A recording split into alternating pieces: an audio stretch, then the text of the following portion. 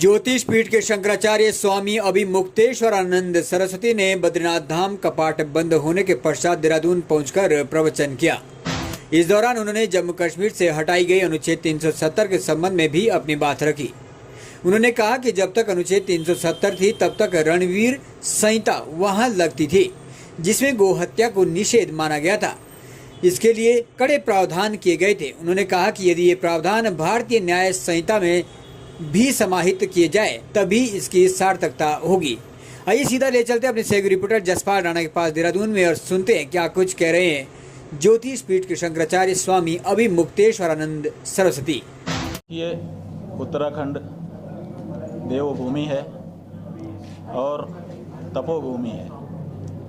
पूरे देश से जब किसी का उपनयन संस्कार होता है, जब किसी का संन्यास ग्रहण होता है, जब कोई धार्मिक कार्यक्रम होता है, तो पूरा देश उत्तर दिशा की ओर बढ़ता है, उत्तराखंड की ओर बढ़ता है कि हम हिमालय जाएंगे, वहाँ तपस्या करेंगे। ये जो देवभूमि, ये तपोभूमि, आज इसकी प्रकृति को परिवर्तित होते हुए हम लोग देख रहे हैं, जो कि एक अच्छा संकेत नहीं है।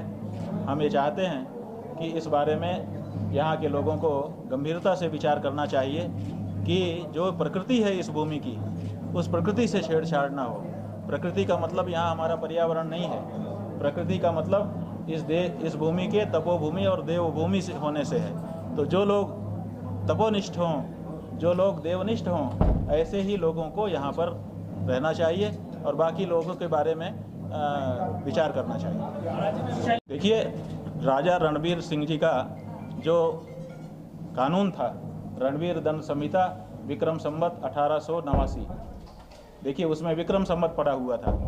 आज भारत के किसी भी कानून में विक्रम संवत है? विक्रम संवत हिंदुओं का संवत्सर है।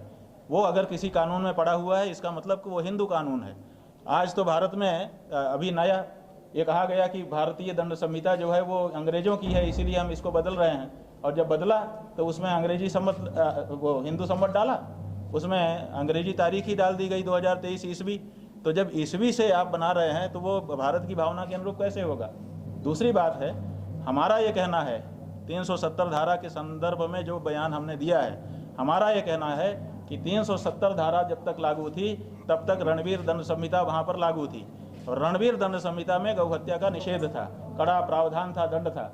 तो ऐसी परिस्थिति में जब तक या तो रणवीर दंड संहिता के गौहत्या के बारे में, गौ रक्षा के बारे में जो प्रावधान थे उनको भारतीय न्याय संहिता में अंगीकार किया जाए, तब तो धारा 370 हटाने का कोई मतलब है, और नहीं तो फिर ये हिंदुओं के साथ अन्याय है।